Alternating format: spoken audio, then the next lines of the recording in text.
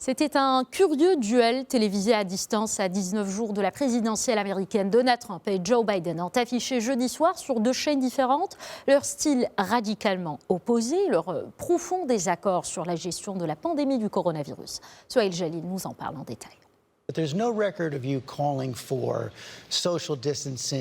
Faute de débat présidentiel en personne, Trump et Biden s'affrontent à distance. À moins de 3 semaines de la présidentielle aux États-Unis, jeudi soir, les deux candidats ont participé en simultané à 2 émissions de télévision différentes. Le candidat démocrate Joe Biden sur la chaîne ABC a notamment reproché au président sortant d'avoir dissimulé le danger mortel représenté par le coronavirus.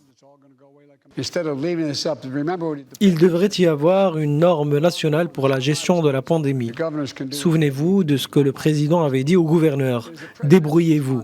Les gouverneurs ont alors chacun de leur côté essayé de gérer cette pandémie. Le président était resté silencieux face à cette question parce qu'il n'a pas arrêté de s'inquiéter.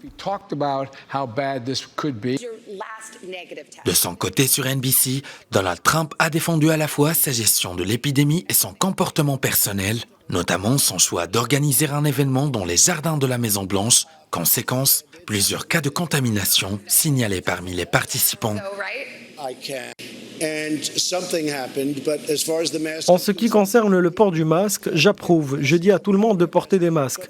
Mais l'autre jour, des données scientifiques ont indiqué que 85% des gens qui portent des masques ont tué le virus. C'est ce que j'ai entendu et c'est ce que j'ai vu. Pour ma part, je suis président et je dois rencontrer des gens. Je ne peux pas m'absenter.